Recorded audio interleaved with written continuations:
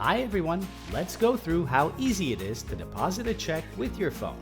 First, open the app, then tap More. Now select the mobile check deposit icon at the top or under Account Services. Select the account where you want the funds to deposit to from the drop-down. Then select Take Picture. A How to Take Picture screen will pop up to help you get the best shot, and you can choose to opt out of seeing this screen anytime. Make sure your check is on a dark, flat surface and take the picture. Make sure to write "For mobile deposit at Truliant" on the back of the check, or it may not be deposited. Then take a picture of the back of the check. To deposit another check, just tap Add Check. And once you're done, you'll see if there are any errors on the following screen. Click Submit and make sure the confirmation is correct.